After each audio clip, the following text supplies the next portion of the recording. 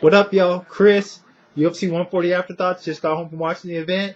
Hell of an event, on paper it didn't really look all that solid, but it turned out to be really good, man. I think if they were going to name it, it could be in hindsight, or if they name it on DVD, UFC 140 Violence. Because damn, there was a lot of violence going down in this event for sure. As far as the undercard, Facebook fights, man, they were so long ago, I can't even really remember things. The Spike TV fights, Philippus, or is that his name? I think Philippus or something, knocked out Jared Hammond. Man, he was busting Hammond. Hammond needs to learn how to tuck that chin with that long neck and that head up.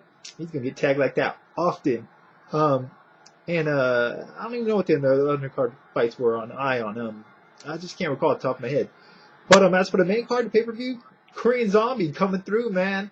Putting Mark Hominick down to the sleeve. Stoppage was definitely not early. That's one of those ones we've seen it time and time again in the UFC and in MMA. A fighter gets knocked out.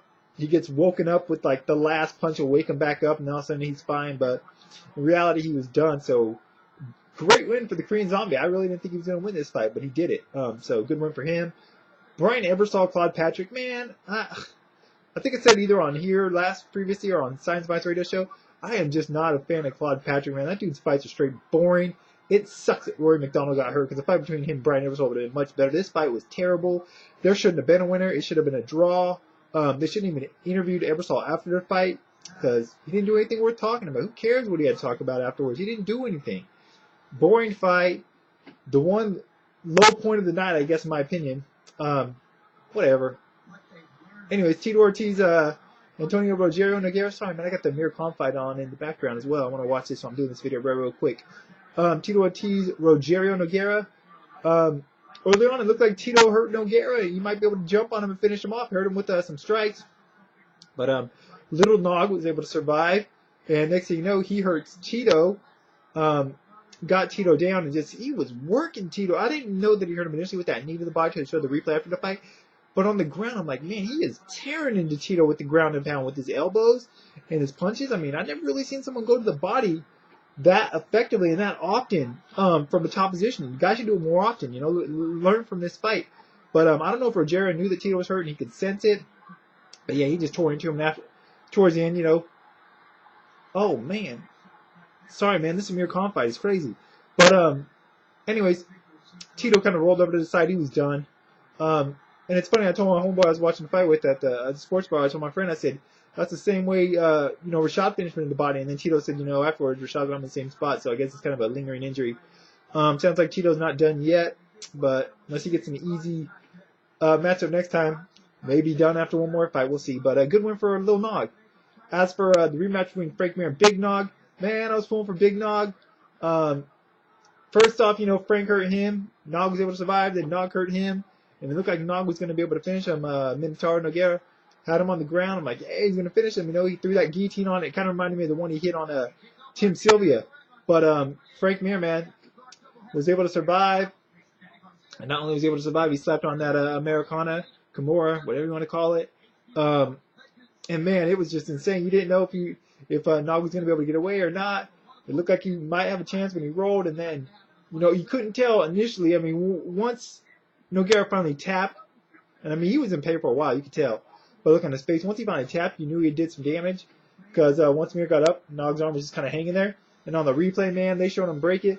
Frank Mir, man, he is straight. He said it before, man. I think he said tap or snap, or I'll take your arm home. He did it to Tim Sylvia. Man, Mir ain't no joke on the ground. That guy's a strong dude. No wonder Brock Lesnar tapped out so fast in their first fight. But, I got to give credit where credit's due. Big credit to Frank Mir.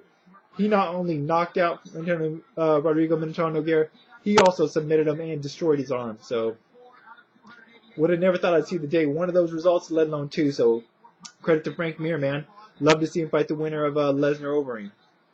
And, of course, in the main event, Jon Jones, Lyoto Machida. Machida, great first round, Jones definitely was having problems with him, Wasn't able to dictate the distances the way I thought he was. I wasn't able to really dominate the first round. Lyoto actually caught him with a couple of left hands. Definitely the most, I guess, I wouldn't want to see Jones was in danger in the first round, but the most trouble we've seen him have in a fight. He actually got hit clean. We saw he could take a shot, though. Second round, Jon took him down. And I told my friend, I said, if Jon gets him down, watch out for those elbows.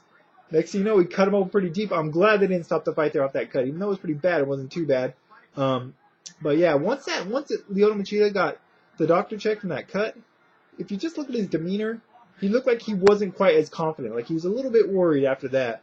And wasn't long after that, Jones caught him with that left hand, got him against the fence, and caught him in that modified guillotine. I don't even know what you call that. I'm called a hangman's noose because he had Machida just hanging there. But yeah, put Machida to sleep. No doubt about that. Once again, a pretty violent finish. Not violent as in like, that's not going to hurt Machida, but just put him straight to sleep. Nap. Put him in the sleeper hold. So great win for Jon Jones, man. Showed he could take a punch. Showed he could not tap out, put to sleep former world champion. So great event overall, though, man. Really good event. Aside from that Claude Patrick Brian Ebersol fight, no complaints. Want to hear your guys' thoughts on the night?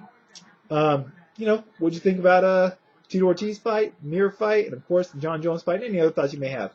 I'll be talking about this event and a lot more on tomorrow's Science and Violence radio show. Link in the information part of the video, as well as link to ScienceandViolence.com, my Twitter. That's it for now. I'm going to go watch the Mir Khan Lamont Peterson fight.